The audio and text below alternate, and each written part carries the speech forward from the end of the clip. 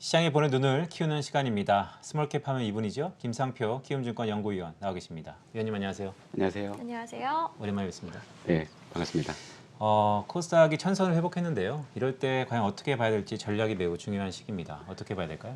네, 그 중소형주가 올해 내내 고전을 했었죠. 그래서 이제 6월부터 좀 반등하나 싶더니 뭐 점점 이제 7, 8, 9월 달 흐르는 장이었고요. 지난달에 워낙 힘들었던 그런 한 달을 이제 보내고 있는 것 같습니다.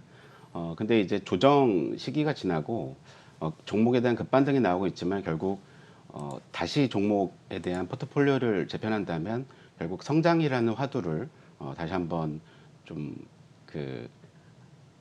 명심해야 되지 않겠느냐라고 생각을 하고 있습니다. 그래서 네. 앞으로 신성장 산업 쪽에서 성장세와 실적 두 가지를 동시에 이뤄낼 수 있는 회사들에 집중을 하자라는 게 지금 아이디어입니다. 네, 성장에 대한 아이디어, 그다음에 그렇다면 좀 더 새롭고 신성장을 주목하자라는 말씀이셨는데 그렇다면 오늘 가져온 토픽 종목은 어떤 게 있을까요? 네, 오늘 두 종목을 갖고 왔는데요. 해성 DS와 센코 이 두 종목을 갖고 왔습니다. 네, 일단, 그럼 해성 DS에 대해서 좀 더 깊숙한 설명 들어보도록 할게요. 네, 해성 DS 같은 경우에는 삼성 테크윈에서 이제 분사된 기업으로 이제 해성그룹에 편입된 지 몇 년 됐죠. 근데 두 가지 아이템을 갖고 있습니다. 첫 번째는 리드 프레임, 그리고 두 번째는 반도체 패키징 서스트레이트용 소재를 납품을 하고 있는데요.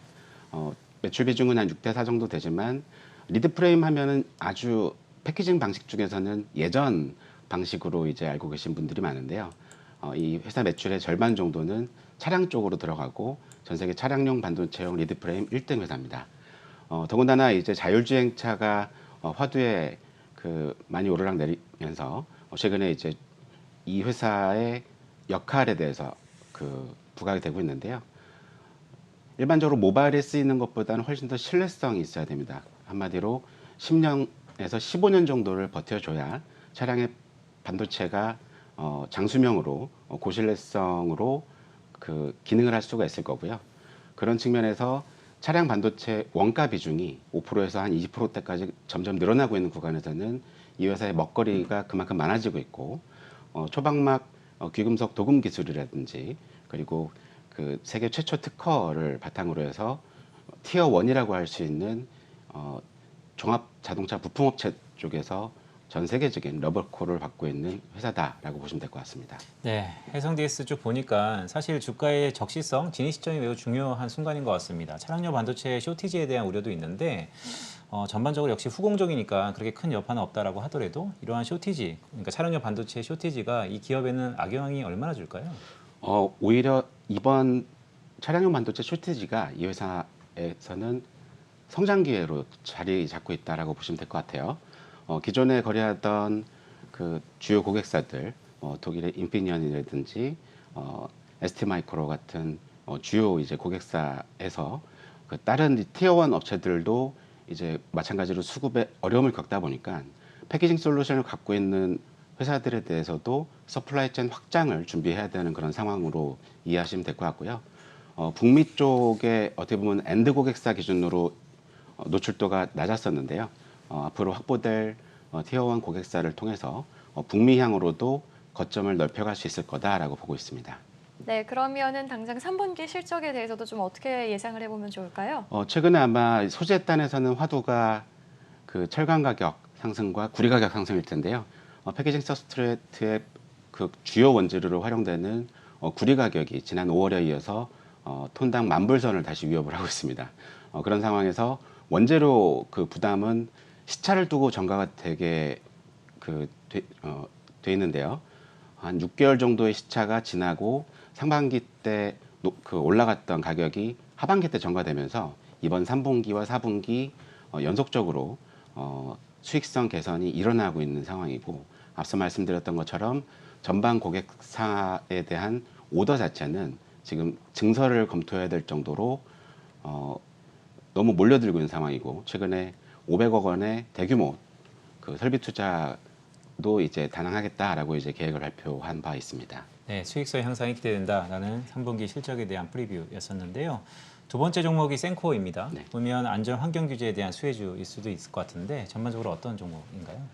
센코는 작년 이맘쯤에 상장한 회사고요. 상당히 잔잔하게 이제 그 공모 가격대에서 맴돌고 있는 상황이다라고 보시면 될 것 같은데요.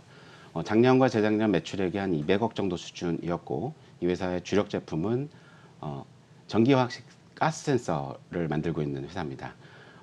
생소하실 수 있는데요. 한마디로 보일러의 CO 경보기, 일산화탄소 수치를 그 검출해서 알라밍하는 데 쓰이는 CO 경보기라든지 올해 하반기부터 이제 매출이 본격화된 반도체 팹용 센서류 그리고 앞으로 수소차에 들어가게 될 여러 가지 센서류들을 만들고 있는 회사다라고 보시면 되는데요.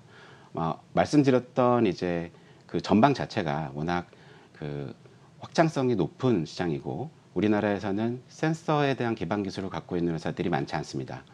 이 회사와 동종 센서를 취급하는 회사들이 전 세계적으로 보더라도 한의회를 포함해서 한 5개 정도밖에 안 되기 때문에 이 회사가 전방 시장이 워낙 다양하고 특히나 그 수소차라든지 반도체를 위시해서 늘어나는 전방들을 계속해서 그 확보할 수 있는 장점이 있기 때문에 올해부터는 이제 실적 성장이 본격화되는 시점이다.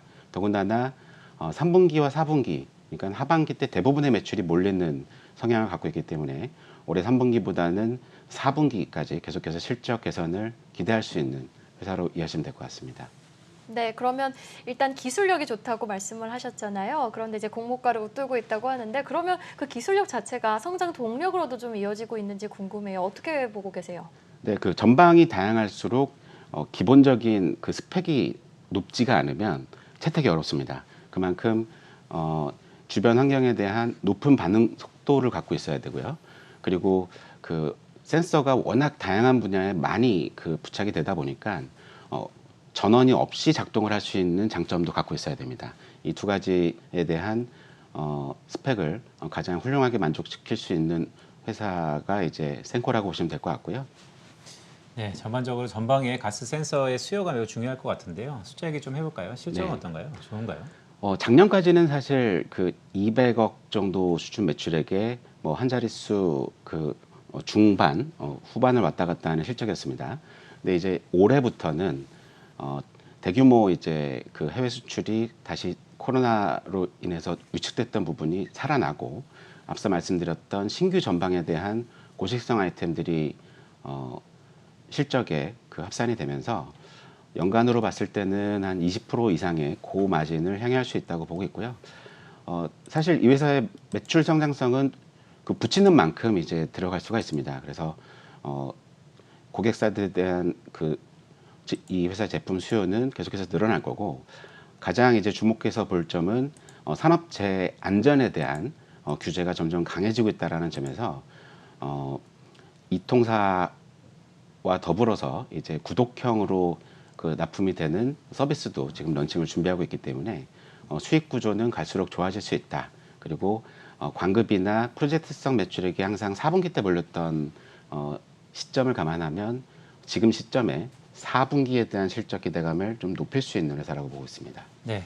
팀장님 끝으로 짧게 하나만 좀 여쭈겠습니다. 사실 중소형주 전반적으로 코스닥에 대한 향방일 텐데요. 연말이면 대주주 과세에 대한 이슈가 있잖아요. 약간 수급적으로 부담일 수도 있을 것 같은데 그런 영향은 어떨까요?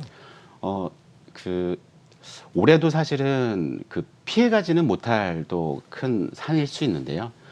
지금 이제 비상장까지 해서 그 전반적인 이제 그 포괄 과세가 시행되기 전이고 더군다나 올해 중소형주가 내내 안 됐어요. 그리고 최근에 한 번 더 무너졌다라는 점에서 오히려 해를 넘겨서 들고 가겠다라는 그 수요도 그만큼 많을 수 있다고 생각합니다. 그래서 올해는 영향은 있겠으나 그 예년 대비해서는 조금은 잠잠할 수 있다라고 생각하고 있습니다. 네, 영향은 있겠으나 그래도 예년 대비해서는 영향은 제한적이겠다라는 대주주 양도세 이야기까지 나눠봤습니다. 자, 지금까지 키움증권 김상표 연구위원과 이야기 나눠봤어요. 오늘 말씀 고맙습니다. 감사합니다.